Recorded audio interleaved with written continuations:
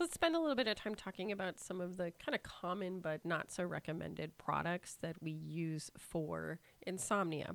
So when thinking about appropriate interventions, right, sleep hygiene, not usually as monotherapy, right? We wouldn't use that just alone when it comes to management of chronic insomnia.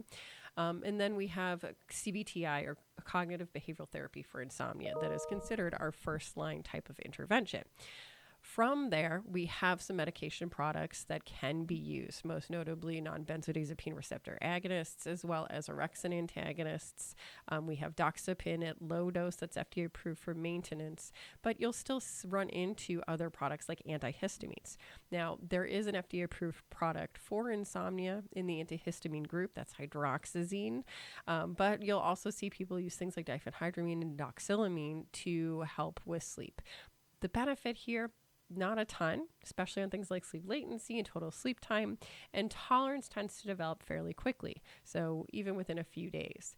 Now, because in order for these products to actually be sedating, they have to pass into the blood-brain barrier, right? We can see some of the more significant adverse effects versus our newer antihistamines that don't do that. So we have things like anticholinergic effects. The antihistamine also can cause things like weight gain. So really should be reserved for occasional rare use.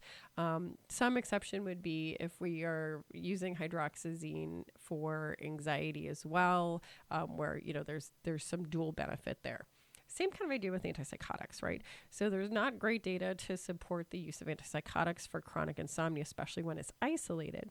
Now, if someone has bipolar illness, schizophrenia, etc., then it may be appropriate to kind of preferentially choose a sedating antipsychotic to help with both sleep and their other mental illness.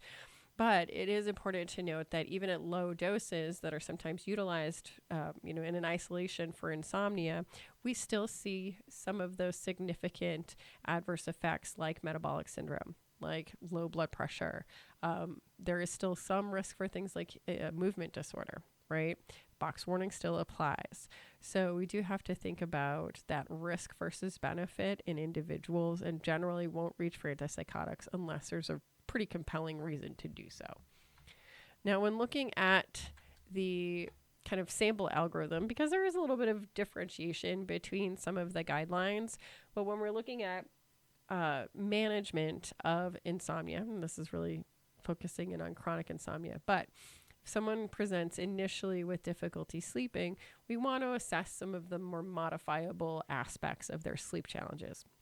So if they have, poor sleep hygiene, if they have kind of reversible causes, short-term stressors, kind of addressing those types of things. And if it is a, understandable short-term stressor, a brief course of a non-benzodiazepine receptor agonist, such as zolpidem, for example, could be appropriate for a couple days.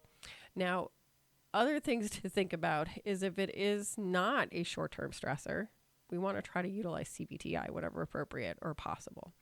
If that doesn't work, or if there's other reasons why CBTI can't be done, then we look towards medications. And benzodiazepines have really bumped down on the preference scale, right? It's still something that's used, but much less commonly so now. So most commonly, we're going to run into our non-benzodiazepine receptor agonists, or our Z drugs, as well as orexin antagonists. Those are kind of generally considered the first line options in a lot of cases. If maintenance is the primary challenge, so if having trouble staying asleep is the bigger challenge, not so much falling asleep, low-dose doxepin, which has an FDA approval, is appropriate there.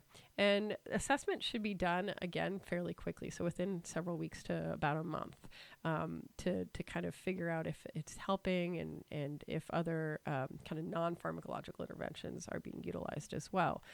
From there, we can switch to other agents, right?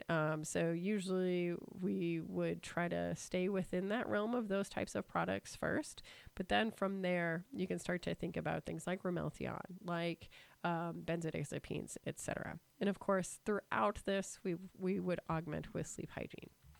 Now, thinking about special populations, there's a couple of challenges with things like pregnancy and lactation, right?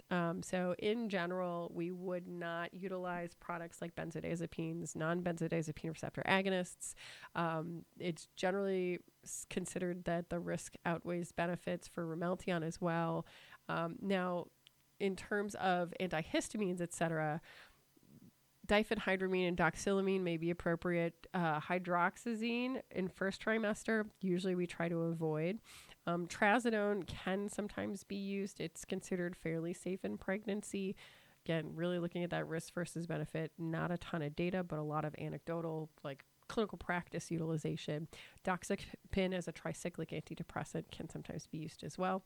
There's not a ton of data available just yet with our orexin products, though. So, suvorexant, limborexant, et cetera, not a ton of data. We don't really know if there's significant risk when it comes to things like pregnancy.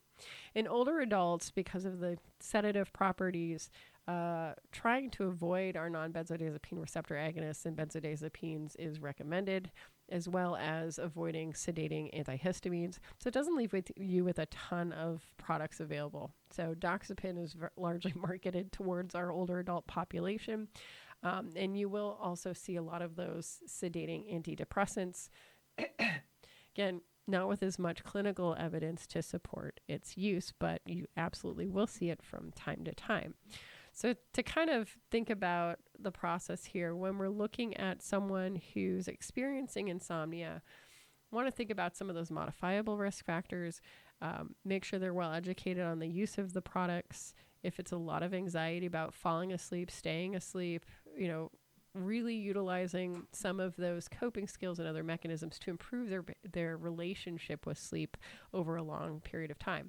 Now, if they are doing all the right things and still having a lot of trouble, sleep studies, right? Sleep studies, I cannot stress enough. They're not fun to do. They're unpleasant in a lot of ways, but they can capture things that people may not be aware of, like restless legs, like obstructive sleep apnea.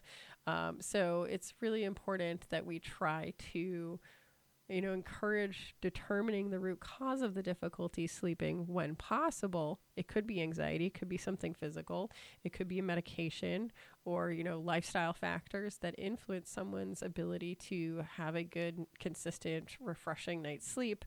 So treating with medications can be really helpful in reestablishing those habits. But, if it's something that is very long term, making sure that we do take the time to try to determine if there's anything else that you can do to modify their experience with sleep.